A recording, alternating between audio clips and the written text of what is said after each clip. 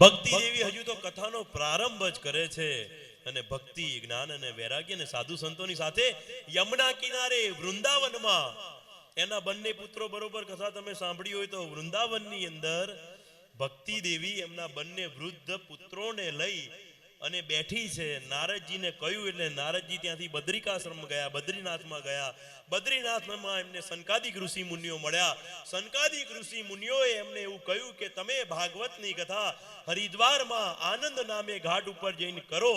અને આનંદ નામના ઘાટ ઉપર ગંગાજીના કિનારે આજે નારદજી સનકાદિક ઋષિ મુનિઓના વ્યાસાસને ભાગવત કથાની શરૂઆત કરે અને યમુનાના કિનારે જે ભક્તિ એમના બે પુત્રોને લઈને બેઠી છે એ સીધી ગંગા કિનારે આવી અને ગંગા કિનારે આવતા જ આજે ફક્ત ભાગવતનું નામ પડ્યું છે અને જ્ઞાન અને વૈરાગ જાગૃત થઈ ગયા.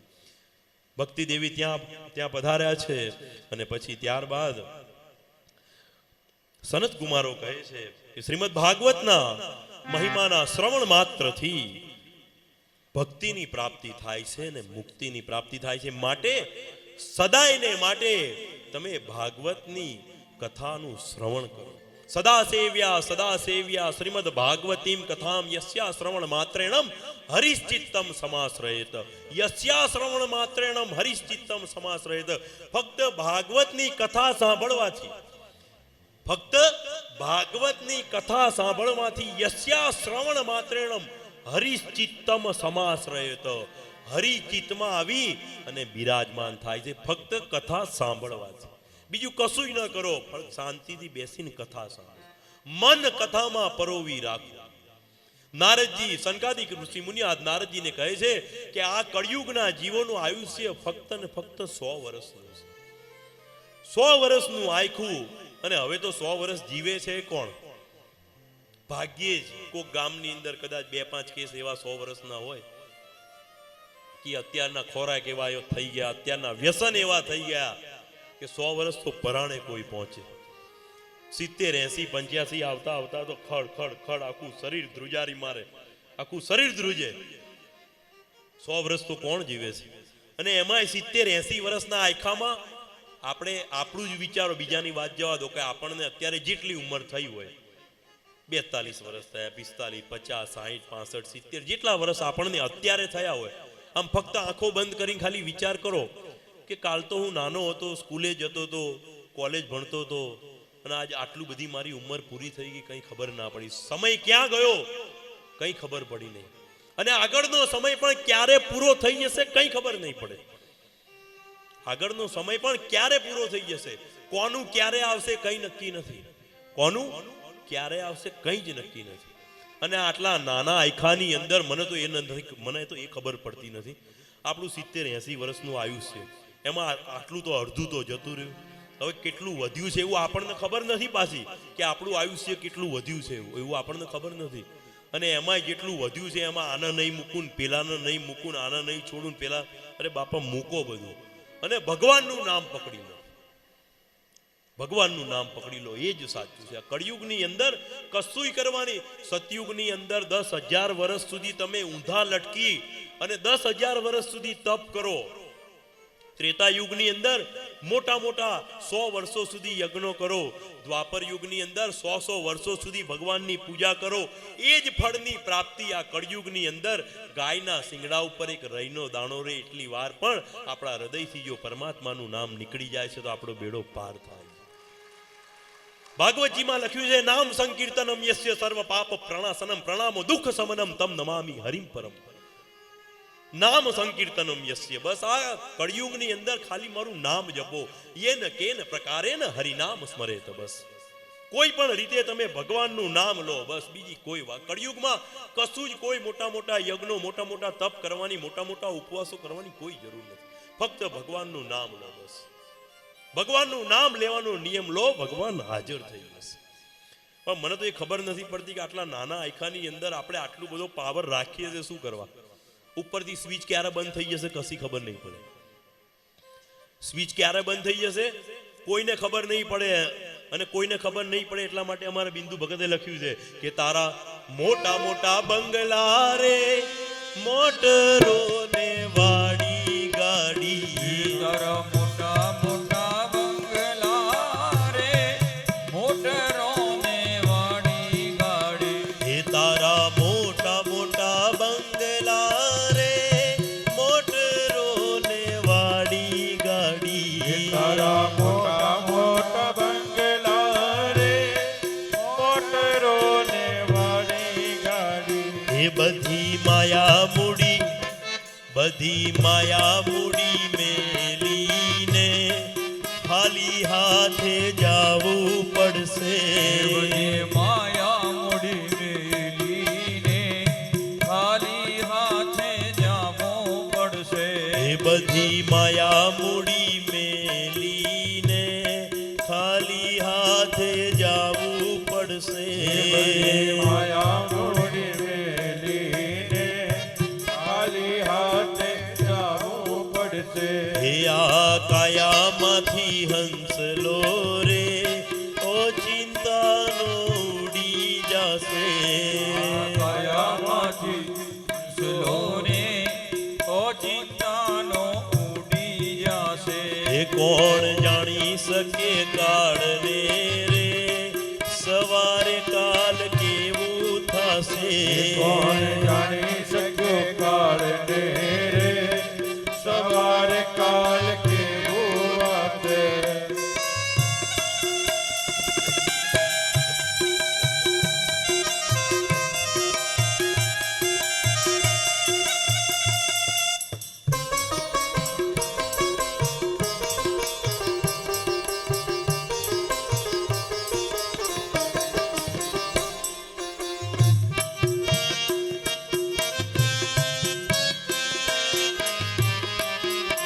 હે તારી સારી ખોટી વાણી રે રહી જાશે જગમાં તારી સારી ખોટી વાતો રે રહી જાશે જગમાં અહીં. સારા કાર્યો કર્યા હશે તો સારું કહેશે અને ખોટા કાર્યો કર્યા હશે તો કે હારું થયું જતો રહ્યો બહુ નડતો હતો તારી સારી ખોટી વાણી રે રહી જાશે જગમાં અહીં તારી સારી ખોટી વાતો રે રહી જાશે જગમાં અહીં એ તારો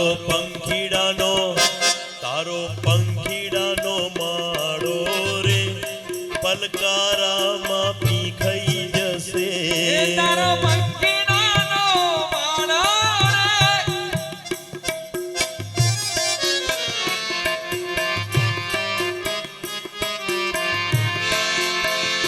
તારો પંખીડાનો માળો રે પલકારામાં પીખાઈ એ જશે તારો પંખીડાનો માળો રે પલકારામાં વિખાઈ જશે હે આ કાયામાંથી હંસલો રે ઓ ચિંતાનો ઉડી જશે આ કાયામાંથી હંસલો રે ઓ ચિંતાનો ઉડી જાશે હે તને મળ્યો રૂડો મન ખોરે બાંધી લેને ભવનું બાથું મળ્યો રૂડો મને ખોરે બાંધી લેને ભવનું બાથું હે તને મળ્યો રૂડો મન ખોરે બાંધી લેને ભવનું બાથું તને મળ્યો રૂડો મને ખોરે બાંધી લેને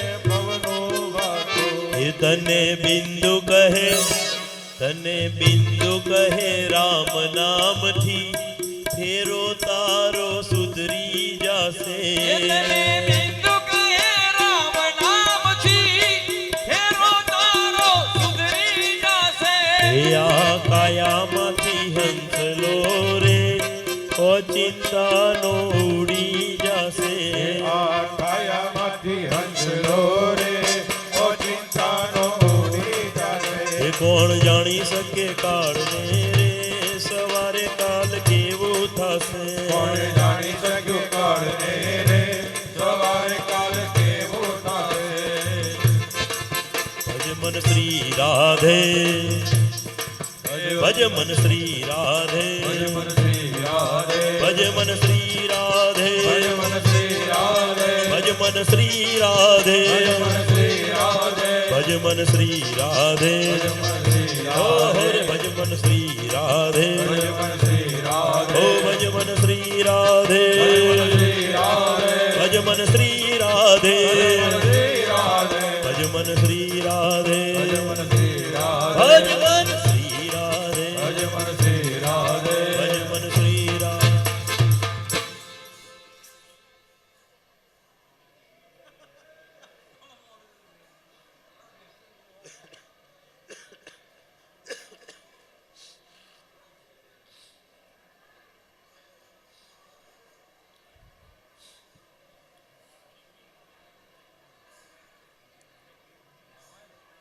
તો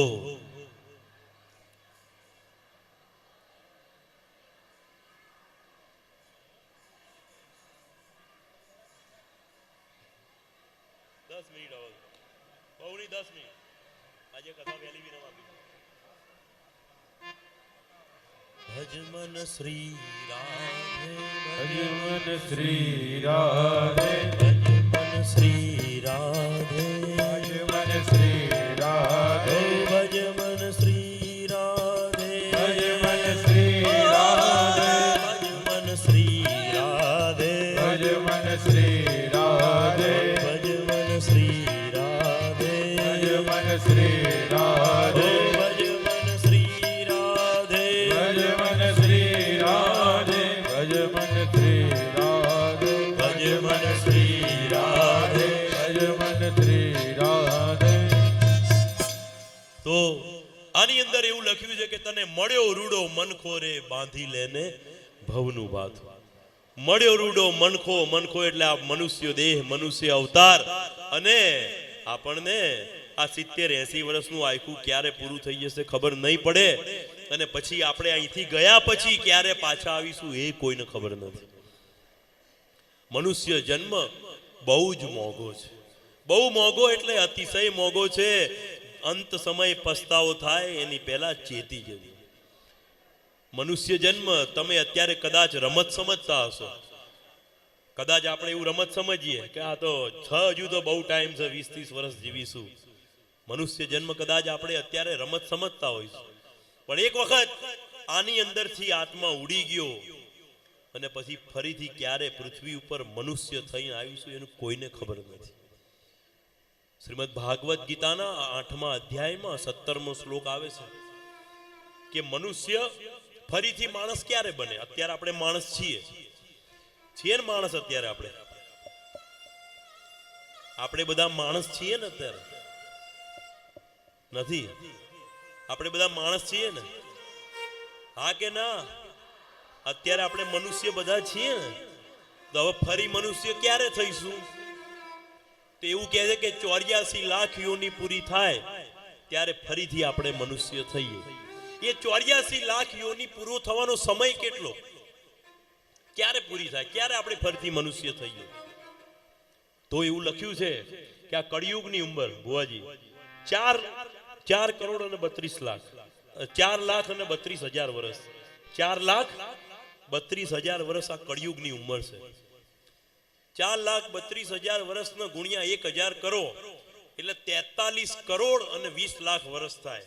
બરોબર સાંભળજો હો, જો કે જે જમીનનો ધંધો કરતા હશે એને તો કરોડોની વાત તરત ખ્યાલ આવી જશે. 4,32,000 વર્ષને ગુણ્યા 1,000 કરો એટલે 43 કરોડ અને 20 લાખ વર્ષ થાય. કેટલા વર્ષ થાય? 43 કરોડ અને 20 લાખ વર્ષ થાય. એવા 43 કરોડ ને 20 લાખ વર્ષ થાય ત્યારે બ્રહ્માજીના 12 કલાક થાય, અને બીજા 43 કરોડ ને 20 લાખ વર્ષ ઉમેર્યો એટલે 86 કરોડ. બરોબર સાંભળજો, 86 કરોડ અને 40 લાખ વર્ષ થાય ત્યારે બ્રહ્માજીના 24 કલાક થાય. એવા બ્રહ્માજીના 100 વર્ષ પૂરા થાય ને ત્યારે આપણે ફરીથી મનુષ્ય જન્મ લઈએ. હવે વિચાર કરો કે અત્યારે મળ્યા છીએ, હવે ફરીથી ક્યારે મળીશું? ફરીથી ક્યારે મળવાના આપણે? આ એક વખત અંદરથી જતું રહ્યું પછી ફરીથી આ ભાઈ નહીં મળે, આ ભાઈ નહીં મળે, આ નહીં મળે, કોઈ નહીં મળે. કોઈની સાથે વેર રાખશો નહીં. જીવન છે બહુ જ નાનું છે, બહુ જ ટૂંકું છે. ગયેલું કોઈ પાછું આવ્યું નથી, કોઈ સંદેશો કોઈનો આવ્યો નથી. આયુષ્ય બહુ જ નાનું છે. ધંધો કરો, નોકરી કરો, યોગક્ષેમ્ય વહામ્યહમ, બરોબર, બધું જ કરો, કોઈ ના નથી. ધંધો નોકરી તો કરો, પૈસાની જરૂર છે, કમાઓ, ખૂબ કમાઓ, કશું મૂકી દેવાની વાત કરતા નથી અમે. કમાવું તો પડશે જ, કારણ કે પૈસા વગર ઘર ચાલે નહીં. પૈસા તો જોઈશે જ, અને પૈસા માટે આપણે ધંધો કે નોકરી કરવા ઘેરથી બહાર નીકળવું જ પડશે. પણ આ મનુષ્ય જન્મ મળ્યો છે તો એક ઘડી આધી ઘડી ને આધી મેં પુનિયાદ તુલસી સંગત સાધુ કીતો કટે કોટી અપરાધ. રોજ 1 કલાક પરમાત્માનું નામ લો. 1 કલાક, 24 કલાકમાંથી 1 કલાક પરમાત્માને અવશ્ય આપો. આપો આપો ને આપો જ. 1 કલાક જો પરમાત્માને આપીશું તો આ કળિયુગની અંદર આપણો આ જીવનો ઉદ્ધાર થઈ જશે. સનકાદિક ઋષિ મુનિઓ આજ નારદજીને કથા કહે છે, અને નારદજી આજે કથા શ્રવણ કરતા કરતા એમની આંખોમાંથી આંસુડા વહી ગયા કે ફક્ત ને ફક્ત ભાગવતનો પ્રારંભ કર્યો અને ભક્તિ, જ્ઞાન અને વૈરાગ્ય બધાએ યુવાન થઈ, તરુણ થઈ અને જો નૃત્ય કરતા હોય તો આ ભાગવતની તાકાત કેટલી હશે. જે આનો આશ્રય કરે બધા તરી જાય છે. ત્યારે નારદજી એક પ્રશ્ન કરે છે આજે સનકાદિક ઋષિ મુનિઓને કે હે સનકાદિક ઋષિ મુનિઓ, આ તમારું ભાગવત છે એ ખાલી ભક્તોને, સાધુ સંતોને, બ્રાહ્મણોને એમનો જ ઉદ્ધાર કરે કે કોઈ પાપી જીવ હોય, દુનિયામાં જેટલા પણ પાપો કર્યા હોય એ બધાય પાપો એને કર્યા હોય, જેટલા પાપો હોય દુનિયાની અંદર એ બધા જ પાપો, 27 પ્રકારના નરકો એ ગરુડ પુરાણમાં લખેલા છે. એ 27 પ્રકારના નરકો ભોગવવા પડે એટલા બધા પાપો કર્યા હોય, અને એવા જીવનો ભાગવતે ઉદ્ધાર કર્યો. કારણ કે જે ભક્તિ કરે એનો તો તમે ઉદ્ધાર કરો, એમાં કોઈ નવાઈની વાત નથી. જે ભક્તિ કરતું હોય એનો તો ભાગવતજી ઉદ્ધાર કરે, એમાં કોઈ નવાઈ ન કહેવાય. પણ જેને બહુ જ પાપો કર્યા હોય, અતિશય પાપો કર્યા હોય, એવા જીવનો ભાગવતે ઉદ્ધાર કર્યો, એવું કોઈ દ્રષ્ટાંત છે તમારી પાસે? ત્યારે નારદજીનો પ્રશ્ન સનકાદિક ઋષિ મુનિઓને બહુ ગમ્યો. કારણ કે નારદજીનો પ્રશ્ન એ નારદજી માટે નહોતો, પણ આપણા બધા માટે હતો. આપણે ડગલે ને પગલે પાપ કરીએ છીએ, કીડી મારી નાખીએ એ પાપ કહેવાય. આપણા પગથી કંઈક થઈ જાય, જાણે અજાણે કંઈક બોલાઈ જાય એ પાપ કહેવાય. કાયિક, વાચિક અને માનસિક આ 3 પ્રકારના પાપ છે. આપણે કદાચ કાયાથી પાપ ન કરીએ, વાણીથી પાપ ન કરીએ, પણ મનથી કોઈનું ખોટું વિચારીએ તો પણ એ સજા એટલી જ ભોગવવી પડે છે. તો કાયિક, વાચિક અને માનસિક આ 3 પ્રકારના પાપો આપણે કળિયુગના જીવ છે આપણાથી થાય જ. એ નારદજીએ આપણા બધાનો ઉદ્ધાર કરવા માટે આ પ્રશ્ન નારદજીને, સનકાદિક ઋષિ મુનિઓને આજ નારદજીએ પૂછ્યો. ત્યારે સનકાદિક ઋષિ મુનિઓ કહે છે કે હા નારદ, હા એવું દ્રષ્ટાંત છે, તું ચિંતા ન કરીશ, અમારી પાસે એવું દ્રષ્ટાંત છે.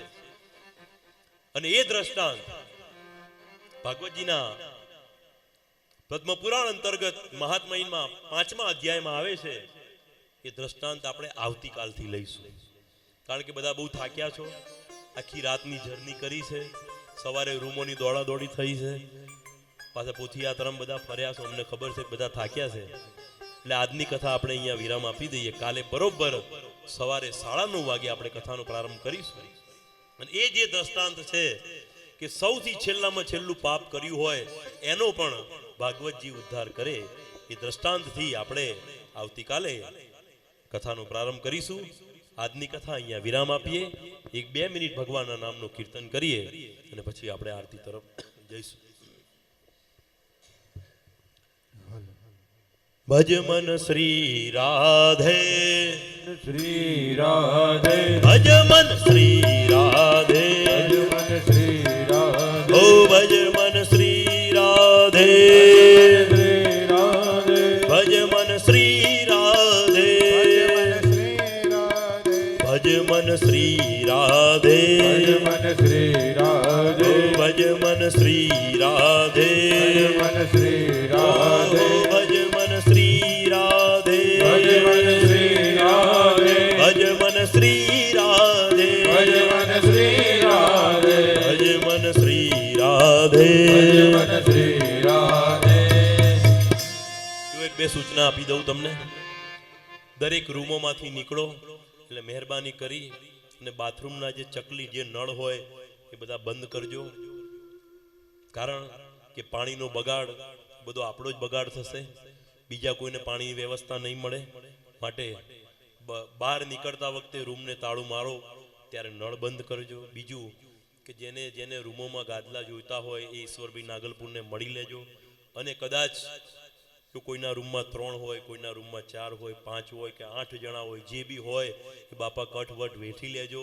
ચાલશે, ફાવશે અને ગમશે. આવી રીતે બધાય કથા સાંભળજો. અમારાથી બનતો પ્રયત્ન અમે બધો જ કરીશું, સારામાં સારી વ્યવસ્થા આપવાનો પ્રયત્ન કરીશું. પણ તોય જો કદાચ કંઈક આગુ પાછું હોય તો બધાએ હાથ જોડીને વિનંતી કે બધા ચલાવી લેજો. અને બીજી વસ્તુ ખાસ કે આ વૃંદાવન છે, વૃંદાવનની અંદર વાંદરાઓનો બહુ ત્રાસ છે. ચશ્મા લઈ જશે, મોબાઈલ લઈ જશે અને લઈને તોડી નાખશે. અમે જે અહીંયા 4-5 દિવસથી છે ને, મારા સિવાય 4 જણાના ચપ્પલે ગયા, ચશ્માએ ગયા, મોબાઈલે ગયું એવું છે. ચશ્મા તોડી જ નાખે છે, આમ કરીને મોબાઈલ લઈને સીધો નાખી જ દે, ચંપલ દાંતથી તોડી નાખે. આવી ઘટના અમારી જોડે જ ઘટી છે આ 4 દિવસમાં. એટલે સાચવજો, બહાર નીકળો ત્યારે પાકીટ જૂટવી લે છે, એ થોડા સતર્ક રહેજો. જેને જેને ચશ્મા હોય ચશ્મા સાચવીને પહેરજો અથવા તો કાઢી નાખજો, જેમ તમને યોગ્ય લાગે એવી રીતે પણ થોડું સાચવજો. એ આપણા માટે જ છે. અને આજની કથાને અહીંયા વિરામ આપી 1-2 મિનિટ મહારાજજી